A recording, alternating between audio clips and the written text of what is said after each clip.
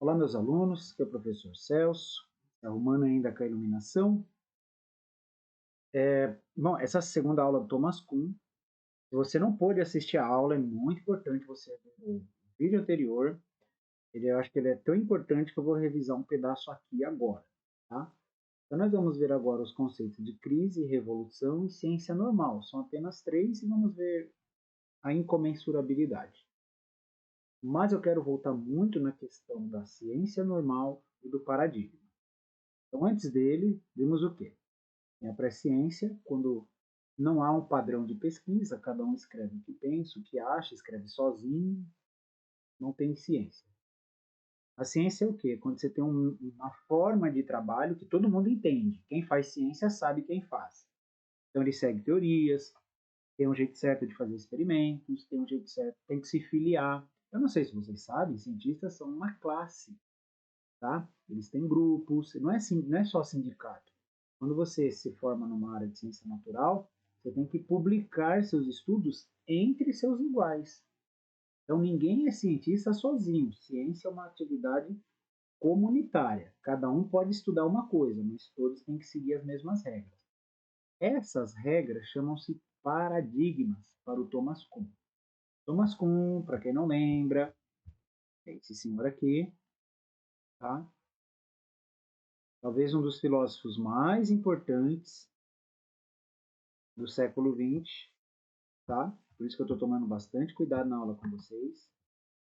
O Thomas Kuhn, ele escreveu esse livro, A Estrutura das Evoluções Científicas, e, continuando nossa revisão, a ideia de paradigma, meus alunos, ela é muitíssimo importante porque ela orienta e o cientista procura seguir, tá? O cientista procura trabalhar dentro dela. Por isso que a gente viu que quando acontece a ciência extraordinária, algo novo que ninguém esperava acontece, o cientista geralmente não aceita. Ele vai falar, não, tem algo errado, alguém está atrapalhando, eu errei. Vocês viram? Os cientistas ficaram um ano sem perceber, sem acreditar que eles estavam diante de uma coisa nova, né? Naquele lá da partícula onda, os caras falaram, não, estamos errando alguma coisa. E não é que estava errado, porque eles estavam seguindo o paradigma. O mundo é maior do que o que a gente conhece no momento. O mundo não é obrigado a caber, ele pode ter coisas novas. E aí, vamos entender que o paradigma ele acaba meio que fechando o cientista. Esse é o problema. O Thomas Kuhn quer falar, ele fecha o cientista e passa a não aceitar. Então, quando as coisas não se encaixam, né, meio que não aceita. Mas a gente vai entrar aqui depois da ciência extraordinária, que é quando a novidade acontece. Mas também tem uma outra coisa. Quando os cientistas começam a trabalhar, a se entender, no comecinho da ciência normal, eles não têm tudo para provar o que eles pensam, porque a ciência nunca acabou, né? A ciência é um processo contínuo. Então, isso faz você entender que todo projeto científico, ele acredita, ele apresenta alguma coisa, mas ele acredita que tem mais para frente. Quando ele fala que tem mais para frente, o paradigma fala, ó, tem que ser desse jeito para chegar no que a gente está entendendo. Se não for assim, não vai dar certo. Isso é importante porque o cientista, quando ele vai se deparando com uma coisa que não encaixa, geralmente ele tem uma cegueira, ele não capta. Mas e o problema, suponha que vai aumentando, atrapalha algo. Isso, essa anomalia, né? Anomalia é aquela descoberta. Descoberta que ela não é entendida como algo muito desejado, porque a descoberta mostra algo que ninguém estava pensando. Se ninguém estava pensando, a gente está trabalhando errado. E quem quer descobrir que está trabalhando errado? Isso daí, quando a anomalia não dá mais para negar, ela vai gerar uma crise entre os cientistas, tá? É bem grave isso daí. Quando vocês ouçam, ficam ouvindo do Galileu, na verdade, o Thomas Kuhn vai falar aquilo ali é a prova do que eu estou dizendo. Não é o Popper que está certo. Vai falar, ó, não estão aceitando as ideias do Galileu. O Darwin, quando ele conseguiu explicar as espécies, ele explicou os fósseis, era algo que era ignorado. Os outros biólogos não davam atenção, percebeu? O Thomas Kuhn está falando? Eles acreditavam que a descoberta estava em outra direção. Então, quando surge a crise, é porque a anomalia ela já virou um problema grave, né? Tipo, ó, gente, ó, tem alguém ali que está trabalhando diferente e está conseguindo explicar. E aí? Só que Quando acontece isso, é porque os cientistas não estão mais se entendendo. Tá? É que nem o exemplo que eu falei. O Galileu foi aceito pela época dele? Não foi. Darwin foi? Não foi. Stephen Hawking não aceitaram a teoria dos buracos negros que ele fez. Então, o Thomas Kuhn vai falar, a história é farta dos exemplos que eu estou colocando. Ela é farta. Né? Ah, podem perguntar para o professor de química, tinha um negócio que no passado os cientistas chamavam flogisto. Quando o flogisto foi provado falso, muitos cientistas não aceitou. Falou, não, eu estou certo, eu vou provar que eu estou certo. E aí você gera uma crise, eles não começam a se entender mais. Essa crise ela vai para o próximo ponto, que é a revolução. Né? A anomalia já está dando problema demais, estão se entendendo, então precisa pensar algo novo. Como é que vai fazer? Com a revolução, há uma mudança. Eles falam, isso não vale mais, isso aqui, aquela experiência não era o que a gente estava pensando, então eles começam a mudar o entendimento. Falam, olha, a ciência não era isso, o Galileu não estava certo. Eu acho que na aula eu falei para vocês que o Copérnico ele imaginou o quê? Epicentros, né? Lembra que os planetas têm um centro, eles dariam a volta assim, ó.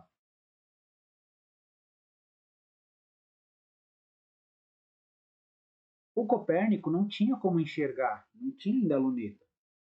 O Galileu, só depois, mesmo o Galileu defendendo as ideias dele, pegou e falou: não, na verdade é voltas. E depois descobriu que não é voltas, são elipses. O que acontece? O cientista, nesse momento, ele tem que ter um tipo de dogma, ele tem que ter uma fé. Não, é isso que vai dar certo. Que é onde ele tem que falar: ó, eu acho que as coisas vão ser desse jeito, o jeito antigo não dá mais. A gente tem que acreditar nesses. Daqui já dá um pouquinho certo e tem bastante promessa para o futuro. O jeito antigo está parado, não vai, encontrou um problema. Esse momento da revolução, eles têm que se acertar. Então, o paradigma, que é como que tem que ser a teoria, quem é cientista, o que é ciência, o que essa ciência estuda, que tipo de experimentos são aceitos, tudo isso daí é o paradigma. É nessa hora que os cientistas vão mudar o paradigma. Né? Eles vão falar, não, vamos mudar. Só que isso ocorre ao momento da crise, aqui é importante, quando os cientistas não entendem, é porque eles não enxergam mais o mundo do mesmo jeito. Para pensar. O Galileu, no tempo dele, falava assim, ó, o Sol, ele apontava para o Sol e falava, aquilo ali está parado. O outro olhava e falava, aquilo ali está se mexendo. Percebe que é muito diferente? Não dá para falar que eles dois trabalham iguais. Não dá. Então, Thomas Kuhn vai falar que o momento da crise ele é muito grave, ele pode ameaçar acabar com a ciência, né? Porque não é igual. Para pensar. Eu falei para vocês do DNA. Os dois descobridores do DNA, a partir daquele momento, eles entenderam que todas as criaturas tinham aquilo. Um biólogo que morreu antes de descobrir nunca soube daquilo. Como que, Linneu, que é um biólogo importante, vocês podem perguntar ao professor de biologia, vai imaginar alguma coisa como o DNA é? Ele não viveu para que aquilo nem passou no pensamento dele, né? Os buracos negros nunca foram nada no pensamento de Newton. Então você começa a ver que tem uma diferença muito grande. A ciência com essa incomensurabilidade, tá? Palavrinha comprida, esquisita, mas pode cair no vestibular. É quando os cientistas eles não conseguem mais partilhar, eles estão pensando muito diferentes. Então a ciência ela vai caminhar para uma ruptura. Puf, passada era uma coisa, agora daqui para frente é outra, tá? E aí com a incomensurabilidade ela caminha para a revolução. Ó. A incomensurabilidade científica, quer dizer, entre os cientistas, é quando eles não concordam mais entre si. E aí pode acabar a ciência. É nessa hora que surge uma nova ciência normal. Tá? O que acontece? Com o problema, depois da crise e revolução, vai aparecer uma nova ciência que vai se apoiar num novo paradigma. Aí você fala assim, mas professor, eu não vejo nada disso. Então, no tempo do Newton, antes do Newton era chamado filosofia natural. Com o Newton virou física clássica, física. Quando a física foi mudando, a física do Newton é chamada de física clássica, tá? E aí você tem a relativa, né? Aquela que vem da teoria da relatividade, ó, já mudou, já mudou. E depois da teoria da relatividade veio outra, que é a quântica. Caso vocês não saibam, meus alunos, eu coloquei aqui no Forms, né, uma matéria mostrando que o Einstein não acreditava na física quântica. Aí você fala, nossa, professor, como pode isso? Então, é a incomensurabilidade. O Einstein, ele acreditava que o mundo era igual a um relógio, ele é todo certinho, não tem nada que é incerto. E a física quântica não trabalha assim. Tipo, não entra no pensamento dele. É difícil para o cientista.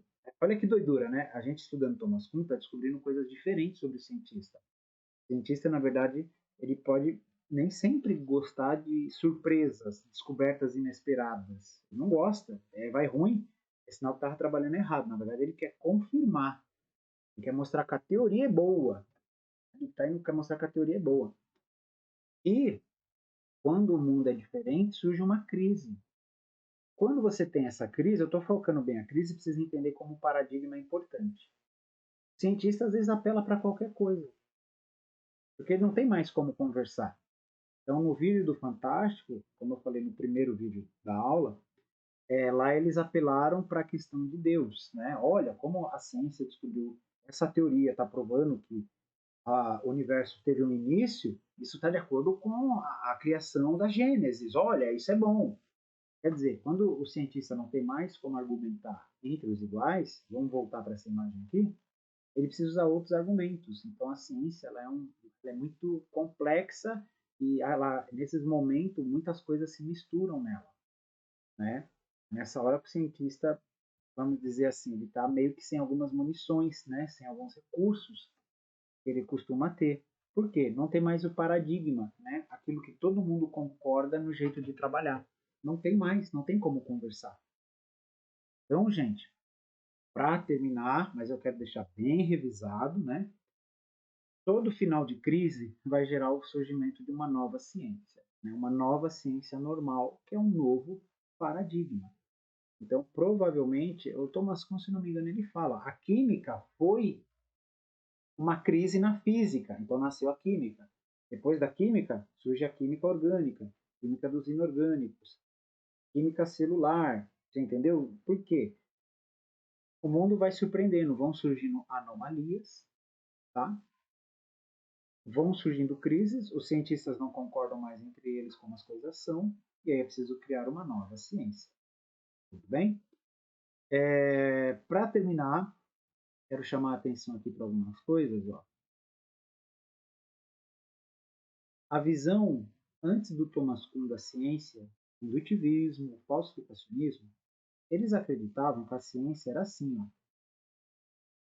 Então, olha lá, Lavoisier, aqui é da química, né? Lavoisier descobriu alguma coisa, o John Dalton descobriu outro, um vai ajudando o outro, entendeu? Eles vão no contínuo. Isso é o progresso e crescimento da física, mas é a visão antiga. Olha da física, né? Copérnico, Galileu, Newton. Nossa, bonitérrimo, tá certinho. Olha da biologia. Hooke, que observa uma célula pela primeira vez. Linneu, que faz a taxonomia. Darwin, Mendel. Então, o Thomas Kuhn vai falar que não é assim, não. Não é um progresso contínuo e universal, não. Mais ou menos isso aqui, ó. A ciência vem, começa, ó. Quando começa lá, vem, ciência normal, vai crescendo, aí aparece anomalia, gera crise, quase acaba a nova ciência. A ciência, ela vai às vezes, ela, assim, o tempo está passando, né? Mas ela vai ganhando, mas também perdendo algumas coisas que ficaram num período não valem para o outro. Caso meus alunos tenham pensado, Thomas Kuhn, aqui não vou pedir sem exercício, mas ele no livro dele fala que talvez a ciência possa ser relativa a cada época, a cada contexto. Por isso que você faz essas bolhonas. Cada uma dessas é um período de ciência normal que nasceu, caminhou para uma crise. Tudo bem? Conceitos que nós vimos foram quais?